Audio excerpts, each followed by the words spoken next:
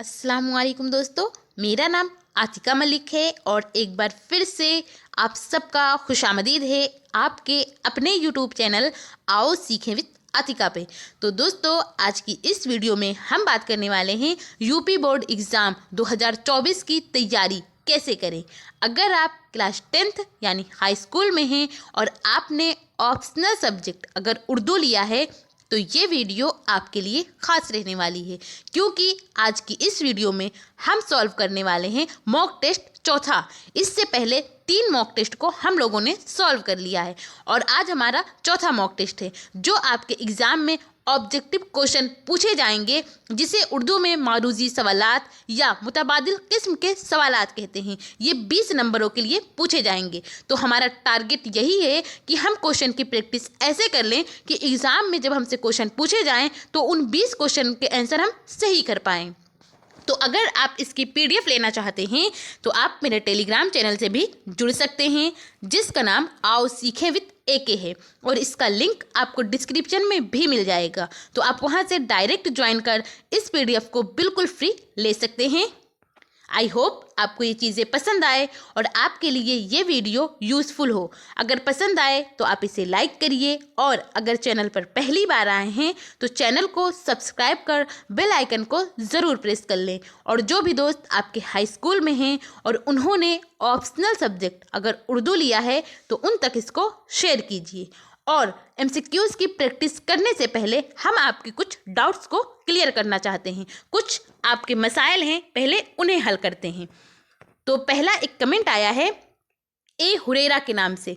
ये कह रहे हैं, ma'am please make a video on complete previous Urdu paper solution, यानी जो उर्दू में क्वेश्चन पूछे जा चुके हैं मैं उनको सॉल्व करके बताऊं। तो ये वीडियो मैंने ऑलरेडी बना दी है और अगर आप इसी चैनल के प्लेलिस्ट में जाएंगे तो वहां आपको एक नाम मिलेगा UP board class 10 Urdu PYQs with answers के नाम से। तो वहाँ मैंने करीब 5 सेट को सॉल्व कराया है जो आपके एग्ज़ाम में पूछे जा चुके हैं। 2023 से लेकर 2019 तक जो भी क्वेश्चन पूछे गए हैं उन सारे क्वेश्चन के आंसर मैंने आपको कराया हुआ है और बताया है कि कैसे लिखना है, कितना लिखना है। इसके साथ साथ 2024 में जो क्वेश्चन पूछा जा सकता है यानी मॉडल पेपर के नाम से भी मैंने कराया हुआ है जो इम्पोर्टेंट है। इसके बाद अगला एक कमेंट है राहुल कुमार का। ये कह रहे हैं, मैम शॉर्ट क्वेश्चन आंसर करा दीजिए। शॉर्ट क्वेश्चन आंसर जिसे उर्दू में मुख्तसर तरीन सवालात कहते हैं। तो इसको मैंने अभी तक नहीं कराया हुआ है। क्यों नहीं कराया है? क्योंकि जो मैं आपको मॉक टेस्ट सॉल्व कराती हूँ और उसके साथ साथ कुछ एक्स्ट्रा चीज़ें बोलती हूँ तो आप उन पर गौर कीजिए, क्योंकि क्वेश्चन आपके वहीं से पूछे जाएंगे। इसके लिए आपको अलग से कुछ पढ़ने की ज़रूरत नहीं है। इसके बाद अगला एक कमेंट है द टीन लाइफ स्टाइल के नाम से। ये कह रहे हैं, अस्सलामुअलैकुम। वालेकुम अस्सलाम। आगे लिखते हैं, मैम MCQ के लिए उर्दू में क्या पढ़ें? तो इसके लिए आप कुछ भी पढ़ेंगे शायद वो इनफ ना हो, क्योंकि आपके एग्जामिनर का मूड वो कुछ भी पूछ सकता है। आपके जो सिलेबस बताया गया है और जो आपके बुक में चीज़ें हैं जो इम्पोर्टेंट उसको लगेगा वो कुछ भी पूछ सकता है। तो इसके लिए हम मॉक टेस्ट की प्रैक्टिस करते हैं, तभी हम बेहतर से बेहतर कर पाएंगे इंशाल्लाह। जो MCQs में सॉल्व कराती हूँ अगर आप करेंगे तो इससे बाहर एक भी क्वेश्चन नहीं रहने वाला है, क्योंकि जो इम्पोर्टेंट क्वेश्चन है मैं उन्हीं को आपके सामने लेकर आती हूँ। आई होप मैं आपके सारे सवालों का सही जवाब दे पाई हूँ। अगर इसके बाद भी आपको किसी क्वेश्चन में कोई डाउट हो या कोई और क्वेश्चन हो तो आप वो कमेंट करके ज़रूर बताइए। इंशाल्लाह मैं कोशिश करूँगी कि अगले वीडियो में आपके डाउट को, आपके कमेंट को लिया जाए। तो चलिए अब अपने क्वेश्चन की तरफ चलते हैं। सवाल नंबर 1। और एक और बात, आप लास्ट में ये ज़रूर बताइए कि आपने ये जो 20 क्वेश्चन मैं लेकर आई हूँ इनमें से कितना सही किया, क्योंकि इससे मुझे ये पता लगेगा कि आपकी तैयारी कितनी है, आप किन टॉपिक में कंफ्यूज होते हैं। तो उन टॉपिकों को मैं और बेहतर तरीके से समझाने की कोशिश करूँगी। अब हम अपने सवाल पर आते हैं। सवाल नंबर 1 यहाँ पूछा गया है, हैरत गुरूर हुस्न से शोखी से इज़्तिराब दिल ने भी तेरे सीख लिए हैं चलन तमाम। दर्जा बाला शेर किस शायर का है? अब आपको यहाँ पर पहचानना है कि ये जो शेर है ये किस शायर ने लिखा है। आपके पास 4 ऑप्शन है। नंबर 1 पर है इकबाल, दूसरा है हाली, तीसरा है हसरत, चौथा है फैज़। बताइए कौन सा सही होगा? जो ट्रिक हमने आपको बताया है शेर को याद करने का, क्योंकि बहुत सारे शेर हैं, वो सारे के सारे हमें याद नहीं हो सकते, तो इस वजह से एक ट्रिक है कि लास्ट का आप लफ्ज़ देखिए, उससे पहचानिए कि ये किसने लिखा होगा। तो इकबाल को हमने कैसे याद किया है? और भी हैं से याद किया है। कैसे याद किया है? और भी हैं। तो जिस शेर के लास्ट में हमें और भी हैं दिखेगा तो हम कहेंगे इसको अल्लामा इकबाल ने लिखा है, नहीं बल्कि चलन तमाम है, तो ये नहीं होगा, यानी अल्लामा इकबाल नहीं होगा। फिर इसके बाद अगला क्या है? हाली। तो हाली को हमने कैसे याद किया है? कहाँ से याद किया है? नज़र कहाँ, असर कहाँ, जिगर कहाँ, ये सारी चीज़ें आती तो हम हाली कहते हैं, तो हाली भी नहीं होगा। फिर इसके बाद है फैज़ अहमद। फैज़ अहमद क्यों नहीं होगा? क्योंकि इनके लास्ट में होता है होगी, नज़र होगी, सहर होगी, बसर होगी, हर शेर के लास्ट में इनके ये चीज़ें आएगी, होगी तो ज़रूर रहेगा, तभी हम कहेंगे इसको फैज़ अहमद फैज़ ने लिखा है। तो जो यहाँ पर चलन तमाम है, तो तमाम लफ्ज़ से हमने किसको याद किया है रिलेट करके? हसरत मोहानी को, यानी जिस शेर के लास्ट में हमें तमाम दिखेगा तो हम कहेंगे कि इसको हसरत मोहानी ने लिखा है। इसके बाद अगले क्वेश्चन पर आते हैं, क्वेश्चन नंबर दूसरा। इसमें पूछा गया है इब्ने मरियम हुआ करे कोई, मेरे दुख की दवा करे कोई। इस शेर में किस सिनात का इस्तेमाल हुआ है? आपको ये पहचानना है कि इसमें किस सिनात का इस्तेमाल हुआ है। आपके पास 4 ऑप्शन है। नंबर 1 पर है तजनीस, दूसरा है इस्तिआरा, तीसरा है तशबीह, चौथा है लफ व नश्र। तो बताइए कौन सा सही होगा? तो देखिए यहाँ इब्ने मरियम, इब्न माने होता है बेटा, और मरियम यानी हज़रत मरियम अलैहिस्सलाम का बेटा, और ये हज़रत मरियम अलैहिस्सलाम का बेटा से यहाँ मुराद क्या है? हज़रत ईसा अलैहिस्सलाम का। तो हज़रत ईसा अलैहिस्सलाम हुआ करे कोई, मेरे दुख की दवा करे कोई। तो यहाँ पर ये बताया जा रहा है कि इब्ने मरियम यानी हज़रत ईसा अलैहिस्सलाम हुआ करे कोई, डायरेक्ट कोई चीज़ बताई जा रही है। तो बताइए इसमें क्या होगा? तजनीस। तजनीस क्यों नहीं होगा? क्योंकि जिस शेर में 2 अल्फाज ऐसे या लिखे सेम जाएं या बोले सेम जाएं, कुछ भी हो सकता है, दोनों चीज़, आप मेरी बातों को गौर करिए, मैं ये कह रही हूँ कि 2 लफ्ज़ ऐसे हों जो या तो लिखे सेम हो या बोले सेम जाएं, बट उनके अंदर एक मुख्तलिफ हो, उनके माने जो हों वो मुख्तलिफ हो। जैसे एक शेर है कि गले से मिलते ही, क्या है? गले से मिलते ही जितने गिले थे भूल गए हम, वगरना याद थी हमको शिकायतें क्या क्या। तो यहाँ पर गले से मुराद गले लगना है, और दूसरे ये गिले हैं, क्योंकि उर्दू में ज़बर ज़ेर कुछ लगाया नहीं जाता तो सेम लिखे जाएंगे पर पढ़े अलग जाएंगे, लेकिन माने क्या है? मुख्तलिफ है। ये गले लगना हुआ और दूसरा गले गिले मतलब शिकवा हुआ। शिकवा शिकायतें जो हैं वो बहुत सारी थी, लेकिन वो सारी दूर हो गई। तो यहाँ पर क्या हुआ है? तो यहाँ पर इस शेर में तजनीस हुआ है, यानी सनाते तजनीस पाई जाती है। और फिर दूसरा है इस्तिआरा। तो हाँ, ये बिल्कुल इस्तिआरा है, क्योंकि यहाँ पर इब्ने मरियम यानी डायरेक्ट बताया जा रहा है कि हज़रत ईसा अलैहिस्सलाम हुआ करे कोई, कोई उन्हीं तरह की तरह नहीं बताया गया। अगर यहाँ पर की तरह लफ्ज़ लिखा जाता, सीसा से लफ्ज़ आता, मानिंद आता, गोया आता, मिसल आता, जैसा आता, ज्यों आता, तो हम कहते कि ये तशबीह है। लेकिन यहाँ ये लफ्ज़ नहीं आया है, बल्कि डायरेक्ट बताया गया है कि इब्ने मरियम हुआ करे कोई। तो इस वजह से हम कहेंगे ऑप्शन बी हमारा करेक्ट हो जाएगा। इस्तिआरा बिल्कुल सही है। और लफ व नश्र नहीं होगा, क्योंकि लफ के माने क्या होता है? लपेटना, और नश्र के माने होता है फैलाना।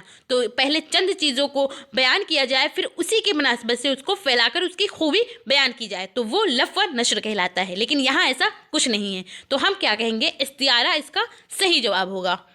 इसके बाद अगले क्वेश्चन की तरफ आते हैं, क्वेश्चन नंबर तीसरा।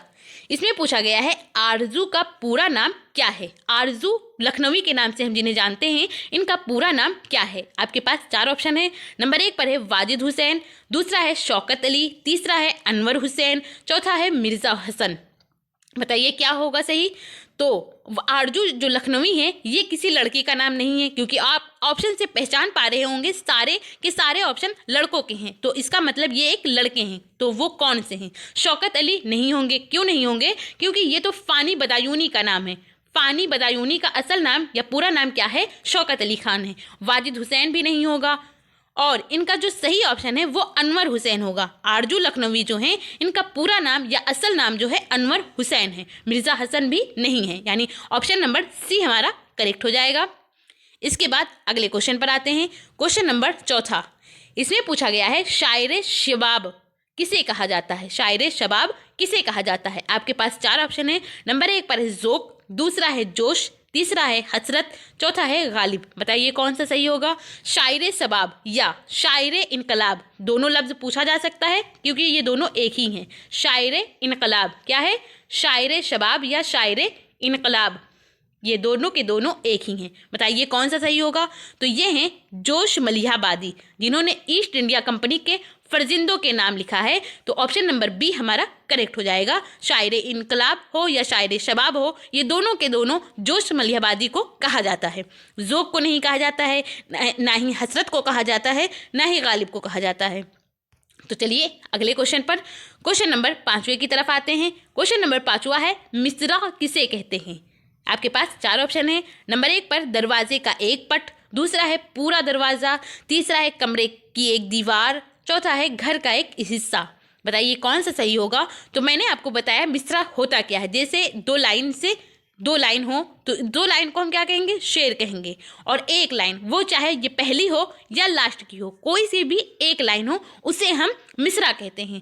तो इसी तरह दरवाज़ा जो होता है, दरवाज़ा ऐसा होता है तो इसका एक पट या ये या जो दोनों में से कोई सा भी एक पट, तो इसी को हम क्या कहते हैं, मिसरा कहते हैं। दरवाजे के एक पट को हम क्या कहते हैं, चाहे वो ये वाला हो चाहे वो ये वाला हो, इससे कोई मतलब नहीं। इसी तरह जो गज़ल होता है, आप देखते हैं गज़ल में जो शेर होता है तो वो 2 लाइन से मिलकर बना होता है। अब चाहे हम इस लाइन को माने या इस लाइन को माने, चाहे जिस लाइन को हम कहे हैं, ये दोनों के दोनों हमारे मिसरा कहलाते हैं, लेकिन शर्त यह है कि वो एक होने चाहिए। तो इसी तरह दरवाजे का एक पट को हम क्या कहते हैं, मिसरा कहते हैं। यानी ऑप्शन नंबर ए हमारा करेक्ट हो जाएगा। इसके बाद अगले क्वेश्चन पर आते हैं। क्वेश्चन नंबर 6, इसमें पूछा गया है मुक्ता किसे कहते हैं। आपके पास 4 ऑप्शन है। नंबर 1 पर है गज़ल के आखिरी शेर को, दूसरा है नज़्म के पहले शेर को, तीसरा है गज़ल के पहले शेर को, नज़्म के आखिरी शेर को। बताइए क्या सही होगा। तो मुक्ता क्या होता है, जो गज़ल के आखिरी शेर होता है और जिसमें शायर अपना छोटा नाम यूज़ करता है। और शायर का छोटा नाम यूज़ करना तखल्लुस कहलाता है। क्या कहलाता है, तखल्लुस कहलाता है। तो मुक्ता होता है जब गज़ल के आखिरी शेर में जब शायर अपना छोटा नाम इस्तेमाल करता है, उसे हम मुक्ता कहते हैं। अब यहीं पर एक चीज़ आप और याद रखिए कि मुतला क्या होता है। क्या, मुतला। एक मुक्ता होता है और एक मुतला होता है। मुतला होता है जो गज़ल के पहले शेर को कहते हैं। गज़ल का पहला शेर है तो वो मुतला कहलाता है और गज़ल के आखिरी शेर को मुक्ता कहते हैं। यानी ऑप्शन नंबर ए हमारा करेक्ट हो जाएगा। नज़्म के पहले शेर नहीं होगा, ना ही नज़्म के आखिरी शेर होगा।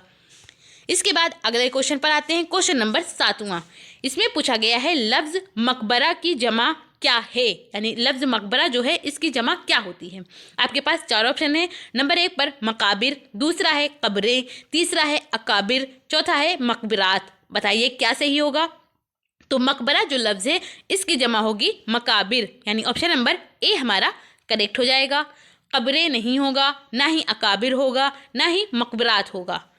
इसके बाद अगले क्वेश्चन पर आते हैं। क्वेश्चन नंबर 8वां, इसमें पूछा गया है मुहावरा खून सफ़ेद होना के क्या माने हैं। अब नू अली जवन्ना लास्ट में आया है तो हम पहचान गए कि हाँ ये बिल्कुल मुहावरा है। तो खून सफ़ेद होना, इसके माने क्या है आपको ये बताना है। आपके पास 4 ऑप्शन है। नंबर 1 पर है बहुत कम होना, दूसरा है धोखा देना, तीसरा है मोहब्बत कम होना, चौथा है खून का कम होना। तो देखिए खून सफ़ेद होना से मतलब खून कम होना तो हरगिज़ नहीं होगा। ये इससे मिलता जुलता चीज़ें नहीं होती है, बल्कि उसका मतलब कुछ और होता है। जो लिखा जाता है, जो कहा जाता है, उससे हम मुराद कुछ दूसरा लेते हैं। अब यहाँ खून सफ़ेद होना तो खून कम होना बिल्कुल नहीं होगा। इसको आप सबसे पहले काटिए। अब इन 3 में बताइए कौन सा सही होगा। खून सफ़ेद होना, इसका सही माने जो है वो होगा मोहब्बत कम होना, यानी ऑप्शन नंबर सी हमारा करेक्ट हो जाएगा। बहुत कम होना नहीं होगा, ना ही धोखा देना होगा। इसके बाद अगला क्वेश्चन है क्वेश्चन नंबर 9। इसमें पूछा गया है हूरी की मौत कैसे होती है। तो हूरी जो है ये एक नावल है गौदान, उसका मरकज़ी किरदार हूरी है। और गौदान को किसने लिखा, तो इसको मुंशी प्रेमचंद ने लिखा है। तो हूरी की मौत कैसे होती है आपसे ये पूछा गया है। आपके पास 4 ऑप्शन है। नंबर 1 पर है गुर्बत की वजह से, दूसरा है लू लगने से, तीसरा है मुसलसल बीमार रहने से, चौथा है ठंडक की वजह से। तो बताइए कौन सा सही होगा। तो देखिए ठंडक की वजह से नहीं होगा, ना ही मुसलसल बीमार रहने की वजह से होगा। तो अब आप इन दोनों को बताइए, क्योंकि जो हूरी था वो गरीब भी बहुत था, तो इसकी मौत कैसे होती है, गुर्बत की वजह से या लू लगने से। तो अगर आपने इस नावल को गौर से पढ़ा होगा, समझा होगा, तो वहाँ आपने देखा होगा कि वहाँ बताया गया है कि हूरी जो है इसकी मौत लू लगने से होती है, यानी ऑप्शन नंबर बी हमारा करेक्ट हो जाएगा, गुर्बत की वजह से नहीं होगा। इसके बाद अगला क्वेश्चन है क्वेश्चन नंबर 10। इसमें पूछा गया है कसीदा का सबसे अहम जुज कौन सा है। आपके पास 4 ऑप्शन है। नंबर 1 पर है तशबीब, दूसरा है गुरेज, तीसरा है मदा, चौथा है हुस्न तलब और पांचवा क्या होता है, दुआ होता है। ये 5 जुज होते हैं किसके, कसीदा के। तो बताइए इसका सबसे अहम जुज कौन सा है। तो कसीदा का सबसे अहम जुज जो है ये मदा होता है, यानी ऑप्शन नंबर सी हमारा करेक्ट हो जाएगा। और ये जो तशबीब है, कसीदा का एक जुज होता है, सबसे पहला होता है तशबीब, यहीं से गज़ल निकला है। गज़ल कहाँ से निकला है, तो गज़ल जो हम पढ़ते हैं तो ये गज़ल की शुरुआत इसी तशबीब से हुआ है, ये कसीदा का जुज है। इसके बाद क्वेश्चन नंबर 11वां है। इसमें पूछा गया है सोज़े वतन किसका मजमुआ कलाम है। आपके पास 4 ऑप्शन है। नंबर 1 पर है सज्जाद हैदरी यल्दरम, दूसरा है कृष्णचंद, तीसरा है फैज़ अहमद, चौथा है प्रेमचंद। बताइए क्या सही होगा। तो जो सोज़े वतन है ये उर्दू का पहला अफसाना भी कहा जाता है। इसको उर्दू के जो पहले अफसाना निगार हम कह सकते हैं उन्होंने लिखा है। तो बताइए कौन सा सही होगा। तो सज्जाद हैदरी यल्दरम, इन्हें भी उर्दू का पहला अफसाना निगार ही कहा जाता है। लेकिन इनका जो अफसाना है वो कौन सा है, वो है नशे की पहली तरंग। क्या है, नशे की पहली तरंग।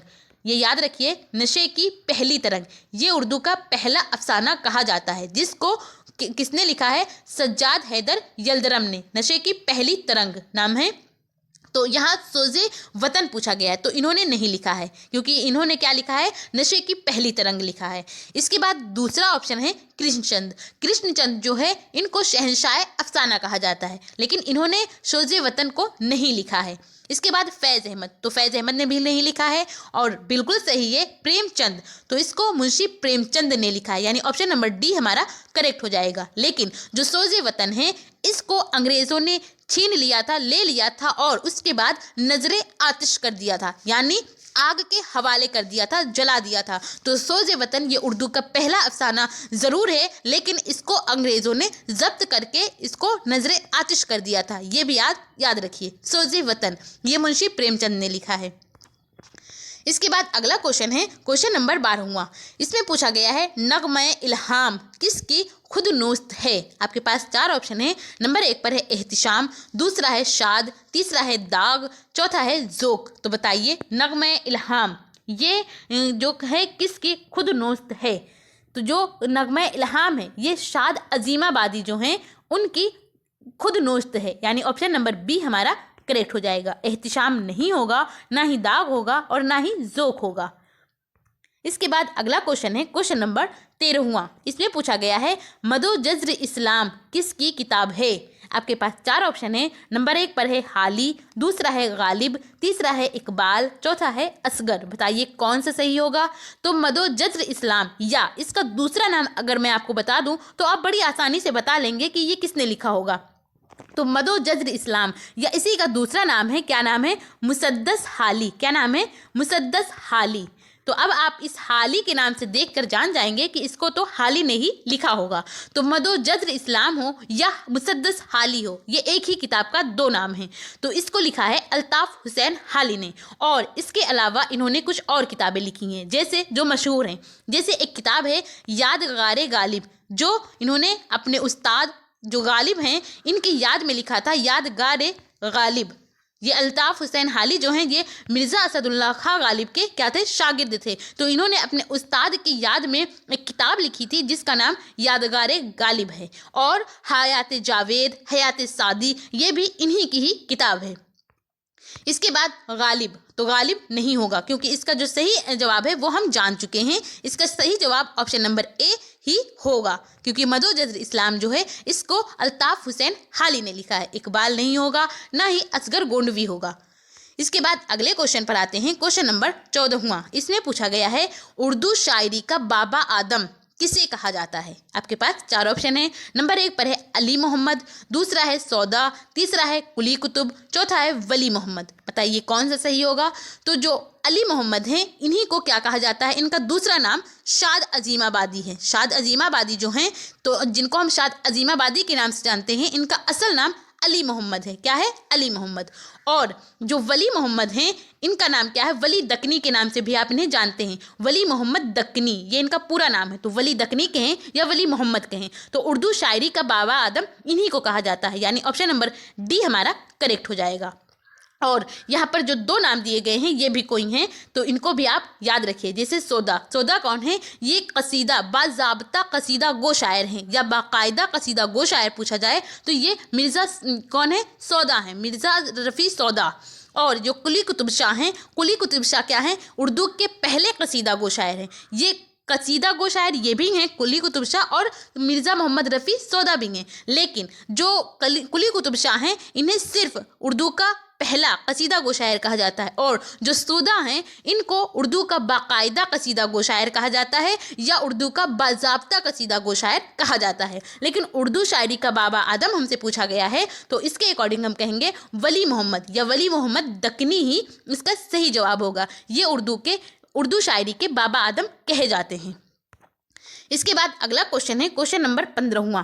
इसमें पूछा गया है इनकलाब जिंदाबाद का नारा किसने दिया? आपके पास 4 ऑप्शन है। नंबर 1 पर है शाद, दूसरा है इकबाल, तीसरा है हसरत, चौथा है जोश। बताइए कौन सा सही होगा? तो शायरे इनकलाब और शायरे शबाब तो जोश मलिहाबादी को कहा जाता है, बट यहाँ आंसर ये नहीं होगा। ये बेशक शायरे इनकलाब और शायरे शबाब है, पर इनकलाब जिंदाबाद इसका नारा इन्होंने नहीं दिया था। ना ही इकबाल ने दिया था, ना ही शाद अजीमाबादी ने दिया था, बल्कि इसको देने वाले हसरत मोहानी हैं। कौन है? हसरत मोहानी। यानी ऑप्शन नंबर सी हमारा करेक्ट हो जाएगा। लेकिन ये इनकलाब जिंदाबाद का नारा इन्होंने सबसे पहले दिया था, लेकिन उसके बाद जो चंद्रशेखर आज़ाद हैं उन्होंने इसका इस्तेमाल किया था, वो इसको बोले थे। बट सबसे पहले अगर पूछा जाए किसने इस नारे को दिया, तो वो थे हसरत मोहानी। इसके बाद अगले क्वेश्चन पर आते हैं, क्वेश्चन नंबर 16वां। इसमें पूछा गया है मरसिया का बुनियादी मकसद क्या होता है? आपके पास 4 ऑप्शन है। नंबर 1 पर है हंसना हंसाना, दूसरा है तारीफ करना, तीसरा है रोना रुलाना, चौथा है बुराई करना। तो हंसना हंसाना तो बिल्कुल नहीं होगा मरसिया, क्योंकि जब मरसिया जो होता है वो जब कोई मर जाता है या शहीद हो जाता है तब इसको लिखा जाता है, और इसकी याद में उसकी तारीफ़ें पहले बयान की जाती है, फिर वो जो जाता है, फिर वहाँ जो जंग होती है, फिर वो शहीद कैसे होता है, उन सारी चीज़ों को बयान किया जाता है। फिर लास्ट में बैन भी होता है, यानी रोना भी होता है। तो इसका जो बुनियादी मकसद होगा वो यही होगा, रोना रुलाना या रोने की तरगीब देना। यानी ऑप्शन नंबर सी हमारा करेक्ट हो जाएगा। तारीफ करना नहीं होगा, ना ही बुराई करना होगा। इसके बाद अगले क्वेश्चन पर आते हैं, क्वेश्चन नंबर 17वां। यहाँ पूछा गया है उर्दू का पहला गजल गो शायर कौन है?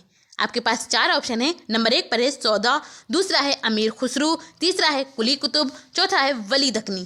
तो बताइए उर्दू का पहला गज़ल गो शायर कौन है? तो सौदा नहीं होंगे, क्योंकि ये बाकायदा कसीदा गो शायर हैं, उर्दू के बाकायदा कसीदा गो शायर हैं। और कुली कुतुब शाह नहीं होगा, क्योंकि ये जो कुली कुतुब शाह हैं ये क्या हैं? ये उर्दू के पहले कसीदा गो शायर हैं, यानी सबसे पहले कसीदा लिखने की शुरुआत इन्होंने ही की थी। लेकिन बाकायदा जो था वो मिर्ज़ा रफ़ी सौदा ने लिखा था। और अमीर खुसरू, हाँ बिल्कुल यही सही होगा, क्योंकि गज़ल गो शायर उर्दू के यही हैं। उर्दू के पहले गज़ल गो शायर कौन है? वो अमीर खुसरू हैं। यानी ऑप्शन नंबर बी हमारा करेक्ट हो जाएगा। वली दक्कनी नहीं होगा, क्योंकि ये उर्दू शायरी के बाबा आदम कहे जाते हैं। ये पहले उर्दू में शेर व शायरी करते थे, लेकिन पहले गज़ल गो शायर जो हैं वो अमीर खुसरू हैं। तो ऑप्शन नंबर बी हमारा करेक्ट हो जाएगा। इसके बाद अगला क्वेश्चन है क्वेश्चन नंबर 18वां। इसमें पूछा गया है कसीदा के लिए कौन सा शायर मशहूर है? आपको बताना है। आपके पास 4 ऑप्शन है। नंबर 1 पर है सौदा, दूसरा है अनीस, तीसरा है दबीर, चौथा है प्रेमचंद।